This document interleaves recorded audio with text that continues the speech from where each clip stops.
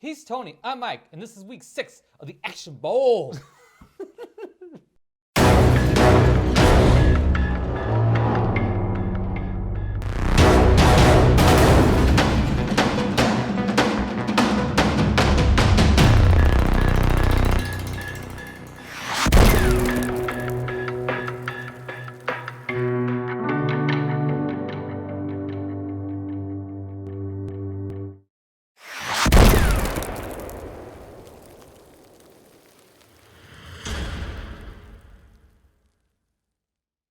Week 6 of the Action Bowl sees Patrick Swayze going up against Jean Claude Van Damme. Mike is going to draw for Patrick Swayze first.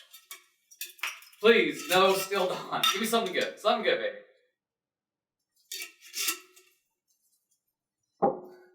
Still Dawn. Damn it. All right. And then...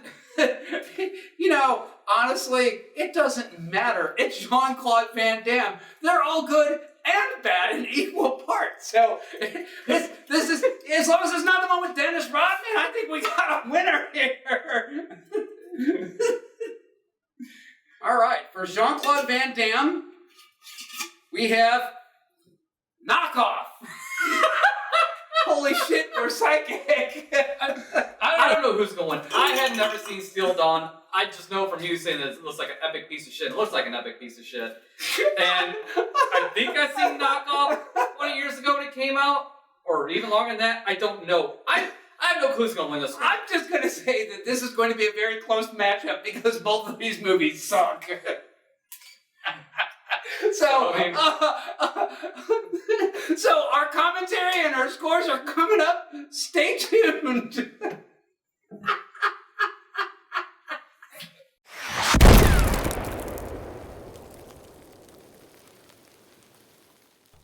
Despite our excitement for this week and our face-off with Patrick Swayze and Jean Claude Van Damme, both competitors didn't fail to disappoint. Wow.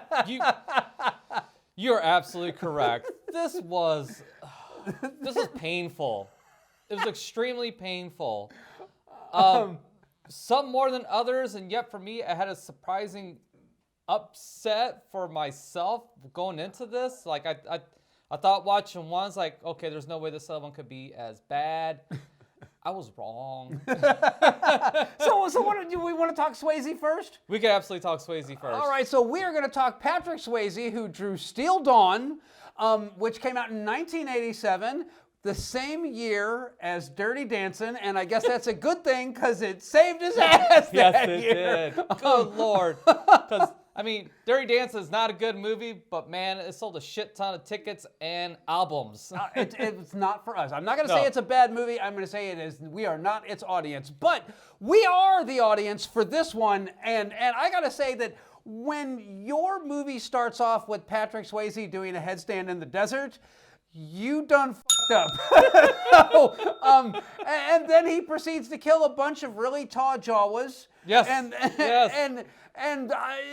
then it just gets dumber from there. It does. You know what this was? This was a less entertaining version of The Sword and the Sorceress.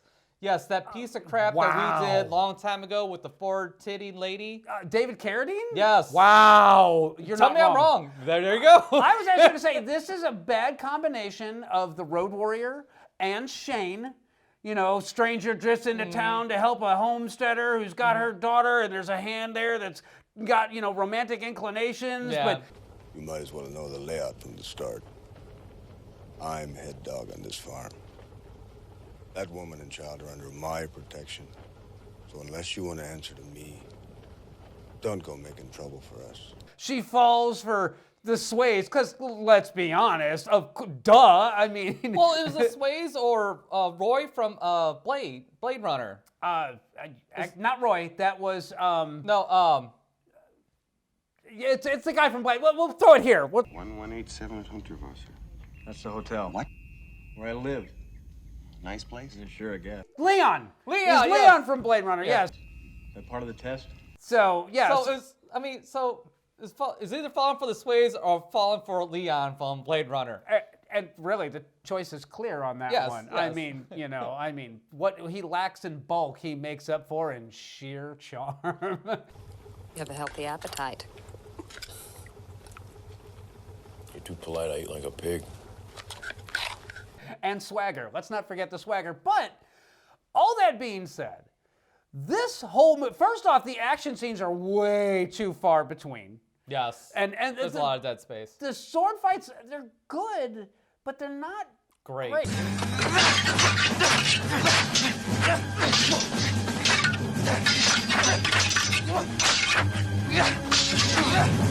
Yeah, I mean, it's like they're adequate is really what it all boils down to.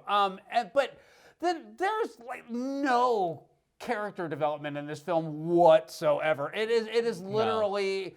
It's a good thing that they're in the desert because that's the fastest way to dry paint, and that's what watching this film is like. And I gotta chalk this one up to. It's not a bad story. It's not that the cast didn't do everything they could do. This all boils down to the director having no vision.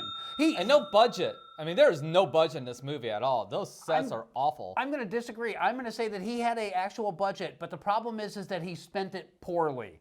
Because what did he spend it on? Where? I don't see any money. Rather than him going and getting like all the tents and making it look like a town for the bad guys where all his henchmen and everything lived, and rather than like, I don't know, building a fence around the farm, he decided that he needed the farm not to look like a shanty throw together. No, it needed to look like some sort of weird sculpted architectural thing. And then the bad guy's house had to be built on like the scaffolding that they put up for refacing buildings. I'll say this, it looked too nice. Yes. And I won't say new, but nice.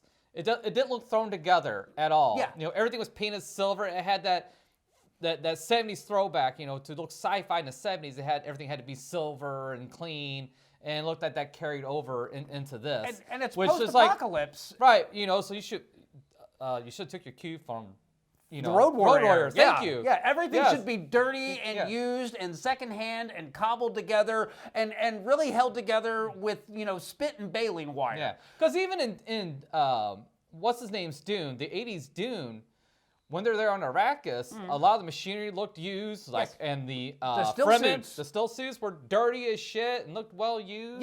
Yeah. So I know where you took your cue. I know where you took your cues from. Yeah, that was a mistake. So, but I mean, the action sequences, and again, the action has excuse. It has a reason for being there. They get a water pump, they get it installed. The bad guys come, they destroy the water pump. So they're going to go and steal a water pump, which, you know, comes down to a shakedown because, you know, the bad guy is there because they found water under her ranch, and that's enough to irrigate the whole valley, and he's going to lose power. And I get all that. All that's fine. And so it's all there, and it's all in the script.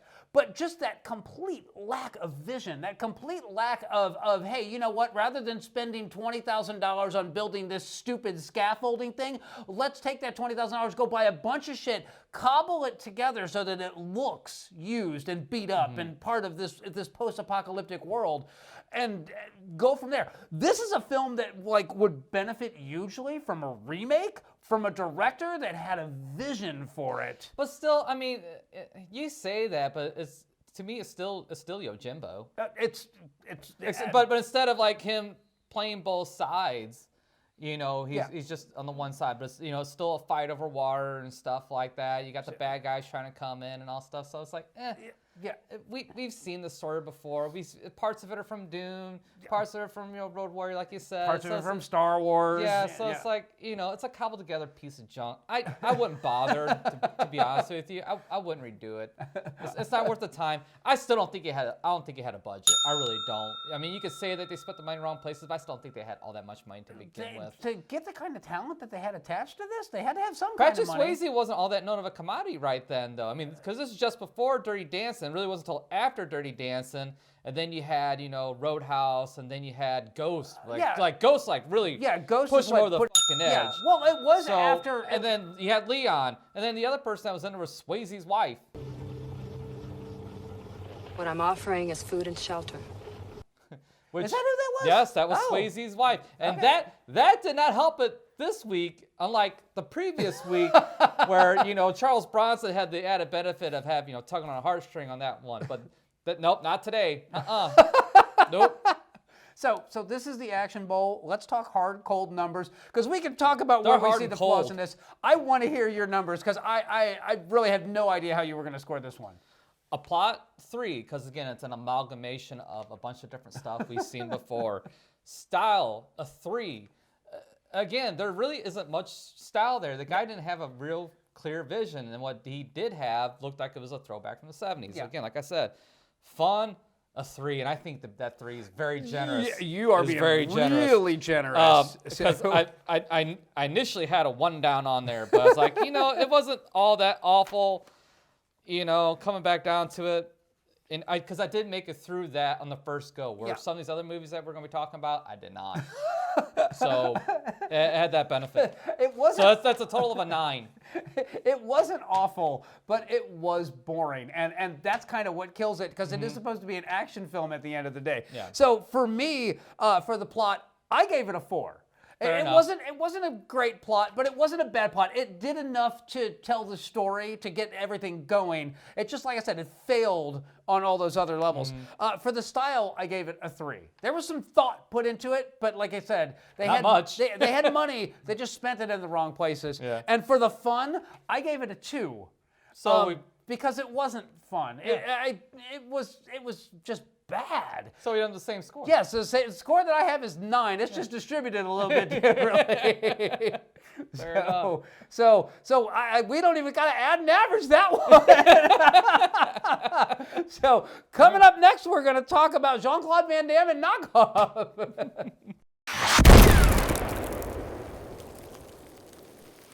So our second film this week is Jean Claude Van Damme in Knockoff, which is definitely one of the weirdest films in the Action Bowl. This movie doesn't know what the hell it is. It's got Jean Claude Van Damme, and then you've got Rob Schneider. No, Rob Schneider. No, sorry, Rob Schneider. I'm sorry. Whatever. The guy that ruined Judge Dredd. He came along to ruin this one too. And then it's got Vivica, not Vivica Fox. I don't know what her name is. She's knockoff Vivica Fox.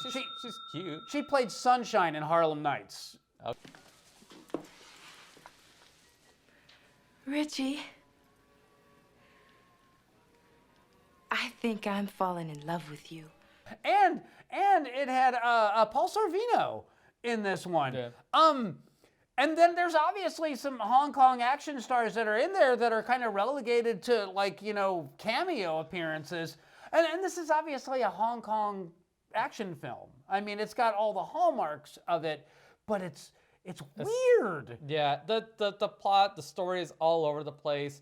The shooting style is super weird. Like every angle is a weird angle. Yeah. And when they do some stuff, it's some weird blurry stutter thing that goes on. Yeah, it's like, why? Yeah, freeze framing, and then like bringing in a second copy of the same footage to come back in. It's awful. It's a poor choice. The editing was sloppy as shit. It was really hard to follow the story. It's like what the hell is actually going on? Like, what is the point of this movie? Well, to sum it, and I'm going to save you all some time. The point of this movie is Jean Claude Van Damme is a bit of a con man. He works for a jean company, but they've been bringing in and selling knockoff products, and they've been mixing them into the batches that they're selling to America. What they don't realize is that the Russian mob has come up with some form of KGB micro-explosives that they've been embedding into the jeans. That's not a battery. That's a state-of-the-art explosive device. And once this stuff gets shipped, there's a lot of innocent people going to be in a lot of grave danger.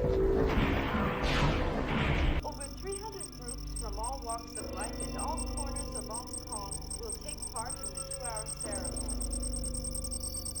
They have been And the grand master plan is to have the Russian mafia distribute all these micro-explosive laced jeans all over America and then use a microwave transmitter to blow up people at random. Of course, Rob Schneider is a CIA agent that's in on the whole thing, and he answers to Paul Sorvino. And Vivica Fox, or whatever her name is, we'll throw it right there.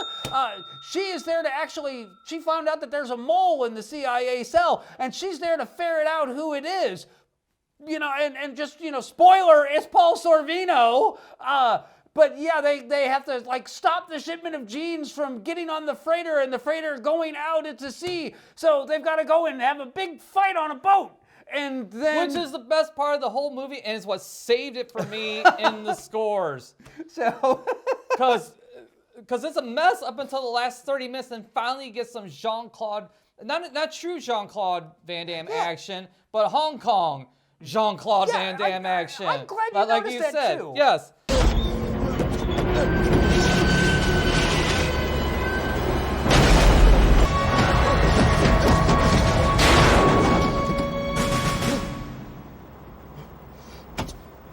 So it's not the same, but it was enough to not save it, but redeem it slightly. So help, but certainly help. That's for sure. You know, the funny thing about this is that I was watching this movie and I was thinking this comes off like a Hong Kong Jackie Chan film, and they just inserted Jean Claude Van Damme into it, and then they had to like doctor the script to make it work. That's exactly how this came off to me. Yeah, because he's trying to do some Jackie Chan style stunts. Yeah, I've never seen Jean Claude Van Damme fight this way before. Yeah, and it was kind of interesting in that regard. It was nice to see Jean Claude not fall back to all of his signature shit. Yeah. So yeah, you don't get the signature jumping spin kick in it, or his straight kick. I mean, yeah, none of his normal kicks are in this movie at all. No splits. Not one. No ball splits. punches.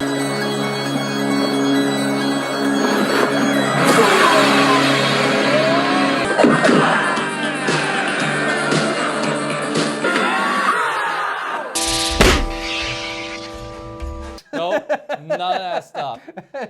Which I missed. I missed it. I mean, how can you have a Van Damme movie without those trademark moves? Well, now you know. So, and I'm sure our scores will show the results of that decision making. So we matched scores on Steel Dawn. So I am fascinated to find out what your scores are on this one.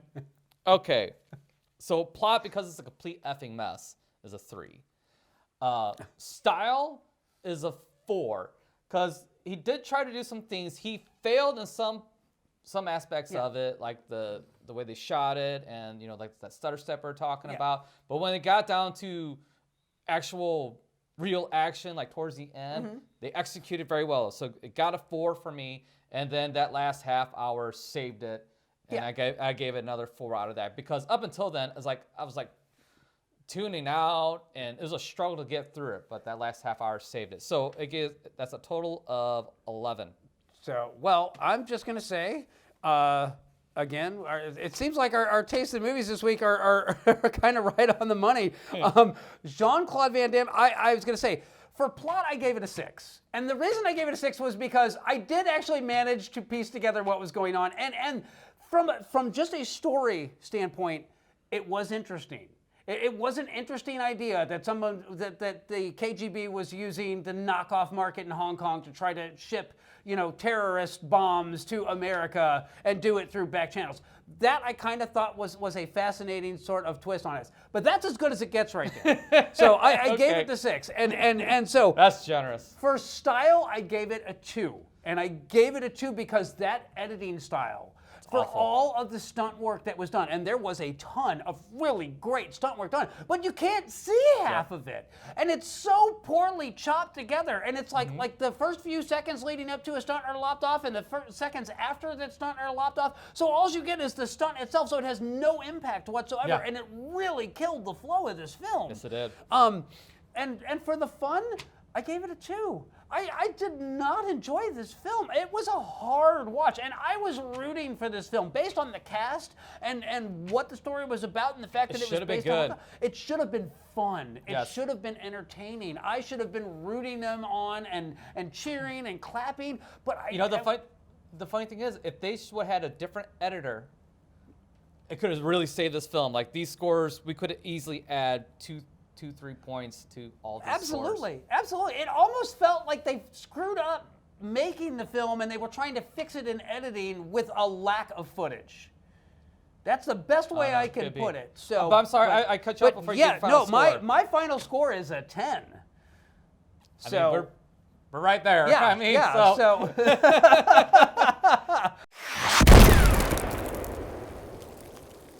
So, week 6 brings us confusing, weird stuff.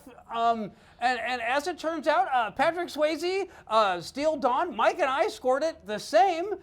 So the average on that one is a 9. And then for Jean Claude Van Damme, Mike scored it an 11. I scored it a 10. So that gives us an average of 10.5. So as disappointing as it is, we have a winner. I'm not disappointed that Jean Claude Van Damme won. I am disappointed that Patrick Swayze lost. And I'm just going to say that quite possibly any other Patrick Swayze film, this could have had a very different outcome. But you've said this before, that I mean, because even a bad Jean Claude Van Damme movie is still usually mildly entertaining and will be competition against whatever comes up against. And here's the proof: is a shitty Van Damme movie. Because I texted you earlier this week and said I watched it and I thought this is going to be quite possibly one of the worst movies I've ever seen.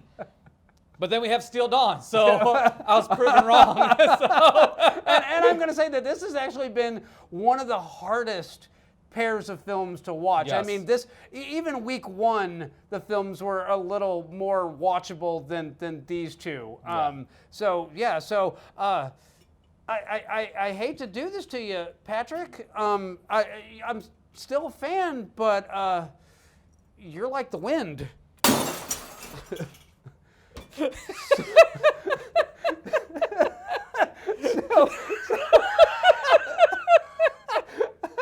Just a fool to believe. Just a fool to believe. So anyway, Patrick Swayze is added to the Action Bowl of Shame. Jean Claude Van Damme moves on, which promises some interesting matchups in the future weeks. That all being said, join us next week where Bruce Willis faces off against Steven Seagal. We will catch you then.